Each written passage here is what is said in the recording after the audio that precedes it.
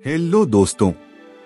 वैसे तो आपने अपनी लाइफ में कई सारे महात्माओं को देखा होगा और कुछ तो ऐसे होते हैं जो सिर्फ महात्मा बनने का ढोंग मात्र करते हैं। लेकिन दोस्तों, आज हम आपको बताने वाले हैं एक ऐसे व्यक्ति की जिंदगी की कहानी जिसे सुनने के बाद आपकी भी जिंदगी एक नया मोड़ ले लेगी। दोस्तों, आज हम बात करने वाले हैं महात्मा गौतम बुद्ध के बारे में।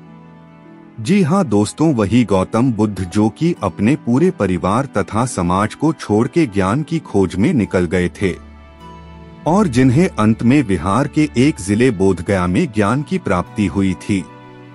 तो दोस्तों, यदि आप भी भगवान गौतम बुद्ध की कहानी जानना चाहते हैं तो वीडियो को लास्ट तक पूरा देखते रहिए। और यदि आप चैनल पर नए हैं तो चैनल को सब्सक्राइब तथा वीडियो को लाइक जरूर कर दें।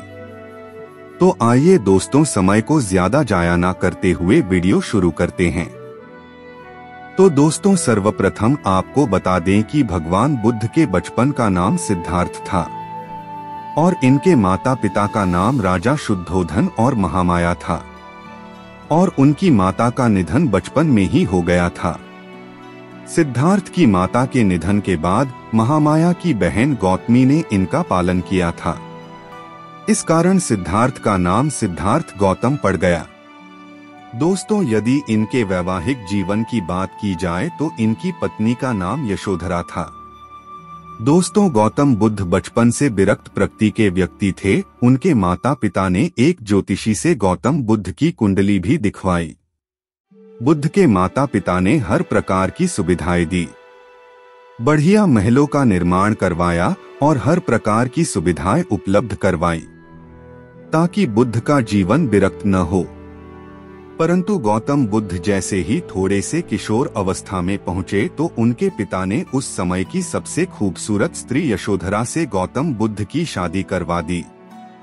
तो दोस्तों, पहले तो बुद्ध भी शुरू में अपने वैवाहिक जीवन में जमे रहे। उनका एक बेटा भी हुआ जिसका नाम राहुल दिया गया। लेकिन समय के साथ साथ गौतम बुद्ध की विरक्ति का भाव भी बढ़ता गया। एक बार लगभग 29 साल की उम्र में उन्होंने एक मृत व्यक्ति को देख लिया, जिसके कारण उनके मन में अनेक नए नए प्रकार के विचार उत्पन्न हुए। फिर उन्होंने सोचा कि ये दुनियादारी को छोड़कर कहीं ज्ञान की खोज में निकल जाऊं। परंतु उनकी जिम्मेदारियां पत्नी, बेटा, राज्य को छोड़कर कैसे जा सकता हूं।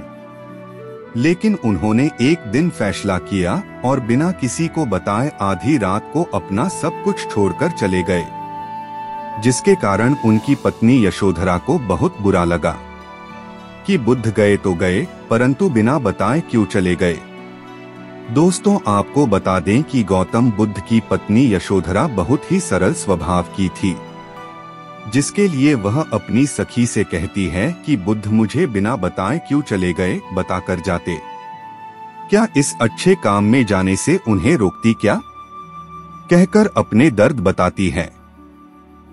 फिर दोस्तों, आखिरकार बुद्ध को बोधगया में ज्ञान की प्राप्ति हुई, जिसके बाद भगवान गौतम बुद्ध का तेज इतना बढ़ गया कि जो भी व्यक्ति उनसे मिलता वह वापस लौटकर नहीं आता, वही उनकी शरण में रह जाता। ऐसे ही देखते देखते भगवान बुद्ध पूरे विश्व में प्रसिद्ध हो गए और वह सिद्धार्थ की जगह भगवान गौतम बुद्ध के नाम से जाना जाने लगे। तो दोस्तों, अब सवाल आता है कि क्या भगवान बुद्ध हिंदू थे? तो आपको बता दें कि शाक्य वंश के राजा शुद्धोधन बुद्ध के पिता और माया देवी उनकी माता हैं। राजा शुद्धोधन हिंदू धर्म के क्षत्रिय वर्ण से संबंध रखते थे। इन सभी तथ्यों से यह साबित होता है कि भगवान बुद्ध हिंदू ही थे।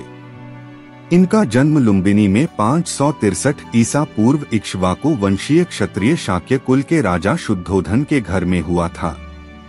उनकी मां का नाम महामाया था, जो कोलीय वंश से थीं, जिनका इनके जन्म के 7 दिन बाद निधन हुआ। उनका पालन महारानी की छोटी सगी बहन महाप्रजापति गौतमी ने किया।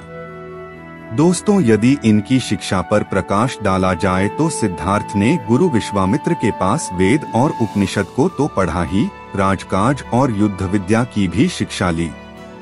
कुश्ती, घुड़दौड़, तीर कमान, रथ हाँकने में कोई उसकी बराबरी नहीं कर पाता। 16 वर्ष की उम्र में सिद्धार्थ का कन्या यशोधरा के साथ विवाह हुआ। पिता द्वारा ऋतुओं के अनुरूप बनाए गए वैभवशाली और समस्त भोगों से युक्त महल में वे यशोधरा के साथ रहने लगे, जहां उनके पुत्र राहुल का जन्म हुआ। लेकिन विवाह के बाद उनका मन वैराग्य में चला और सम्यक सुख शांति के लिए उन्होंने अपने परिवार का त्याग कर दिया। तो अब दोस्तों देखते हैं कि भगवान बुद्ध को ज्ञान की प्राप्ति आखिर कैसे हुई। तो मित्रों, आपको बता दें कि बुद्ध के प्रथम गुरु आलार कलाम थे, जिनसे उन्होंने संन्यास काल में शिक्षा प्राप्त की। 35 वर्ष की आयु में वैशाखी पूर्णिमा के दिन सिद्धार्थ पीपल वृक्ष के नीचे ध्यानस्थ थे।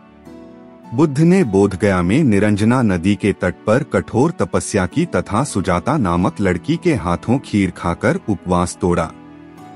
समीपवर्ती गांव की एक स्त्री सुजाता को पुत्र हुआ। वह बेटे के लिए एक पीपल वृक्ष से मन्नत पूरी करने के लिए सोने के थाल में गाय के दूध की खीर भरकर पहुंची। सिद्धार्थ वहां बैठा ध्यान कर रहा था। उसे लगा कि वृक्ष देवता ही मानो पूजा लेने के लिए शरीर धरकर बैठे हैं। सुजाता ने बड़े आदर से सिद्धार्थ को खीर भेंट की और कहा, जैसे मेरी मनोकामना पूरी हुई उसी तरह आपकी भी हो। उसी रात को ध्यान लगाने पर सिद्धार्थ की साधना सफल हुई। उसे सच्चा बोध हुआ। तभी से सिद्धार्थ बुद्ध कहलाए। जिस पीपल वृक्ष के नीचे सिद्धार्थ को बोध मिला वह बोधि वृक्ष कहलाया और गया का समीपवर्ती वह स्थान बोध गया। तो कैसा लगा आपको यह वीडियो, हमें कमेंट में जरूर बताएं।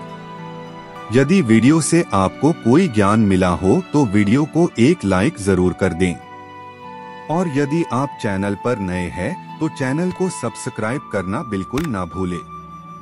मिलते हैं आपसे ऐसे ही एक और इंटरेस्टिंग वीडियो के साथ।